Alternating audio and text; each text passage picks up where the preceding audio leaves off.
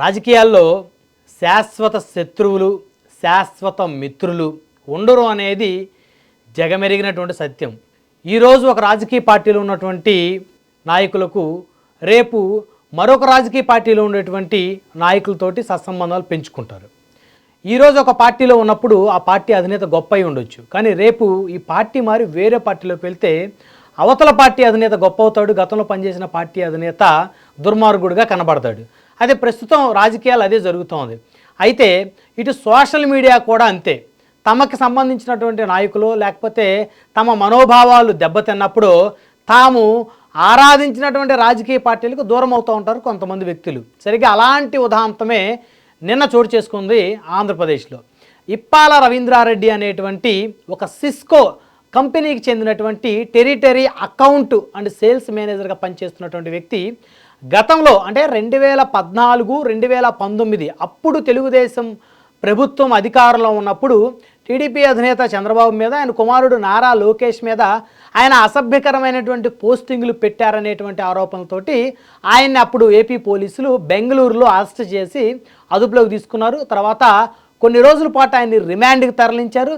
ఆ కేసులు కూడా ఆయన దాదాపు అనేక సంవత్సరాలు ఎదుర్కోవాల్సినటువంటి పరిస్థితి వచ్చింది. అయితే అది అప్పుడెప్పుడో గతం. అయితే గతమైనా, వర్తమానమైనా, భవిష్యత్తు అయినా కూడా నాయకుల గురించి మాట్లాడేటప్పుడు, ఏదైనా వ్యవస్థల గురించి మాట్లాడేటప్పుడు చాలా జాగ్రత్తగా మాట్లాడాల్సిన అవసరం ఉంటుంది. ఒక్కసారి నోట్లో నుంచి మనం మాట జారితే చచ్చిపోయేంత వరకు ఆ మాట బ్రతికే ఉంటుంది అనేటువంటిది మన పెద్దలు చెప్తూ ఉంటారు. సేమ్ ఇప్పుడు ఇప్పాల రవీంద్రారెడ్డి విషయంలో కూడా అదే జరిగింది. ఎప్పుడో 2014 నుంచి 2019 మధ్యకాలంలో తెలుగుదేశం పార్టీ ప్రభుత్వం మీద ఆయన చేసినటువంటి ఆరోపణలు కానీ, లేకపోతే టీడీపీ అధినేత అప్పుడు ముఖ్యమంత్రి, అదేవిధంగా ఆయన కుమారుడు లోకేష్ గారి మీద అప్పుడు అసభ్యకరంగా ఆయన పెట్టిన పోస్టులు, ఆ ఆరోపణలు ఏవైతే ఉన్నాయో ఆయన దాని మీద విచారణ ఎదుర్కొన్నారు, రిమాండ్ చేశారు, అనేక ఇబ్బందులు పడ్డారు. అది ఎప్పుడో గతం. ఆ తర్వాత 2019లో వైఎస్ఆర్ కాంగ్రెస్ పార్టీ అధికారంలోకి వచ్చింది. అయితే 2019లో వైసీపీ అధికారంలోకి వచ్చిన తర్వాత ఇప్పాల రవీంద్రారెడ్డి ఇంపార్టెన్సీ వైఎస్ఆర్ కాంగ్రెస్ పార్టీలో క్రమక్రమేణా రోజు రోజుకు తగ్గుతూ వచ్చింది.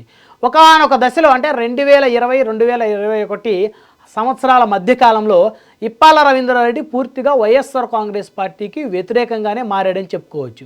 గతంలో జగన్మోహన్ రెడ్డి మీద ఉన్నటువంటి విపరీతమైనటువంటి ప్రేమ, ఆప్యాయత, అభిమానం ఏవైతే ఉన్నాయో పూర్తిగా అవి సన్నగిల్లాయని చెప్పుకోవచ్చు.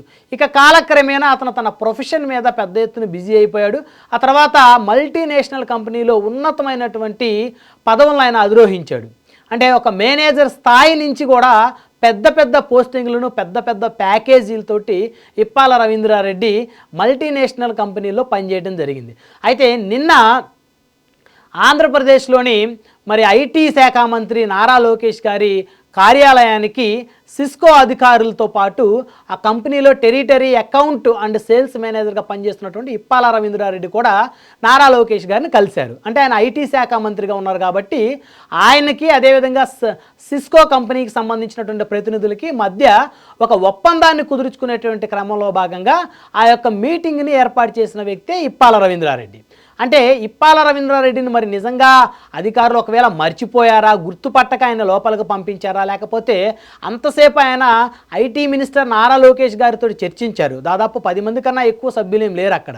అయినప్పటికీ కూడా లోకేష్ గారికి నిజంగా తెలియకుండా ఉంటుందా, లేకపోతే అప్పుడెప్పుడో జరిగింది కదా, తను శిక్ష కూడా అనుభవించాడు, రిమాండ్కి వెళ్ళాడు, ఇబ్బందులు పడ్డాడు, పోలీసుల చేతిలో ఇబ్బందులు పడ్డాడు కాబట్టి సరే ఇప్పుడు ప్రస్తుతం తన మానాన తను బతుకుతున్నాడు, ఒక గొప్ప కంపెనీలో, మల్టీనేషనల్ కంపెనీలో ఉద్యోగం చేస్తున్నాడు అని చెప్పేసి నారా లోకేష్ గారు చూసి చూడనట్టు ఉన్నారా అనేది అది ఆయనకే తెలియాల్సినటువంటి అంశం. చక్కగా ఆ మీటింగ్ జరిగింది. ఆ మీటింగ్ యొక్క ప్రధానమైనటువంటి ఉద్దేశం 50,000 మంది యువతకి వారికి టెక్నికల్ స్కిల్స్ నేర్పించేటువంటి క్రమంలో భాగంగా సిస్కో కంపెనీతోటి ఆంధ్రప్రదేశ్ ప్రభుత్వం ఎంఓయూ కుదుర్చుకునేటువంటి కార్యక్రమం అది. మరి దాంట్లో కీలక పాత్ర పోషించినటువంటి పాత్రధారి ఇప్పాల రవీంద్రారెడ్డి. అయితే మీటింగ్ ముగిసిన తర్వాత కలెక్టర్ల సమావేశంలో ఉన్నటువంటి ఐటీ శాఖ మంత్రి నారా లోకేష్ గారికి ఒక మెసేజ్ వెళ్ళింది. మీరు ఇప్పటి వరకు కూడా చర్చించినటువంటి వ్యక్తి, సిస్కో కంపెనీ ప్రతినిధులతో మీకు మీటింగ్ ఏర్పాటు చేసిన వ్యక్తి ఎవరో కాదు, ఇప్పాల రవీంద్రారెడ్డి. గతంలో మీ మీద, మీ నాన్నగారి మీద పోస్టింగ్లు పెట్టి మరి అనేక కేసులు ఎదుర్కొన్నటువంటి వ్యక్తి అతనితో మీరు ఏ విధంగా మాట్లాడతారు? సో సోషల్ మీడియా కార్యకర్తలంతా కూడా పెద్ద ఎత్తున ఇప్పల రవీంద్రారెడ్డి మీద ఆయనకు సంబంధించిన అంశాల మీద ఫైర్ అయిన పరిస్థితి ఉంది. ఏకంగా నారా లోకేష్ గారిని టీడీపీ పార్టీని టార్గెట్ చేస్తూ పార్టీ కోసం కష్టపడి పనిచేసిన వ్యక్తులకి కనీసం ఏ మేరకు కలిసి అపాయింట్మెంట్ కూడా ఇవ్వనటువంటి నారా లోకేష్ గారు మరి గతంలో మీ మీద పోస్టింగ్లు పెట్టినటువంటి ఇప్పల రవీంద్రారెడ్డి గారితో గంటల తరబడి మీరు ఎందుకు మాట్లాడారంటూ సోషల్ మీడియా ఏకంగా TDP social media Nara Lokesh గారిని టార్గెట్ చేసింది. హుటాహుటన రియాక్ట్ అయినటువంటి నారా లోకేష్ గారు తన కార్యాలయానికి ఇమీడియట్గా యాక్షన్ తీసుకోమని చెప్పారు. అయితే నారా లోకేష్ గారు ఓఎస్డీ ఎవరైతే ఉన్నారో ఆయన ఆ సిస్కో కంపెనీకి ఒక మెయిల్ కూడా డ్రాప్ చేసినట్టయితే తెలుస్తుంది.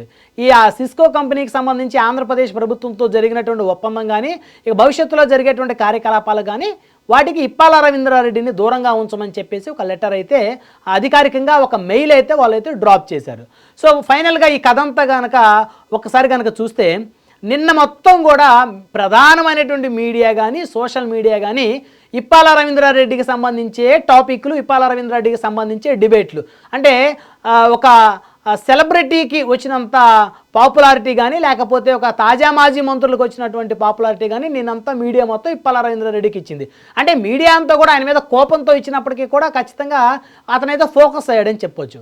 అయితే ఇప్పటికీ ఇప్పాల రవీంద్రారెడ్డి గతంలో తను పెట్టినటువంటి పోస్టింగ్లు కానీ లేకపోతే తను ఎదుర్కొన్నటువంటి విచారణకు సంబంధించి కానీ ఆ కేసులు ఎప్పుడో పూర్తయిపోయాయి. తను ఇప్పుడు చక్కగా ఒక ఎంఎన్సీ కంపెనీలో ఉద్యోగం చేసుకుంటూ ముందుకు వెళ్తున్నాను, సో ఇప్పుడు నన్ను మళ్ళీ ఈ ఉచ్చులోకి లాగొద్దని చెప్పేసి ఆయన అయితే బాధపడుతున్నట్టయితే తెలుస్తూ ఉంది.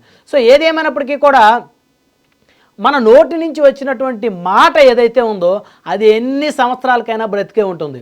అదే ఆ రోజు కనుక ఇప్పాల రవీంద్రారెడ్డి సోషల్ మీడియాలో నారా లోకేష్ గారిని, చంద్రబాబు నాయుడు గారిని ఉద్దేశించి ఆ రోజు ఆయన కనుక పోస్టింగులు పెట్టకుండా ఉండి ఉన్నట్లయితే ఈరోజు ఆంధ్రప్రదేశ్ రాష్ట్ర ఐటీ శాఖ మంత్రితోటి గౌరవంగా కూర్చున్నటువంటి ఆ గౌరవాన్ని ఆయన ఇంకా పెద్ద ఎత్తున ఆయన కెరీర్ ఫోకస్ చేసుకోవడానికి ఉపయోగించుకునేటువంటి అవకాశం ఉండేది.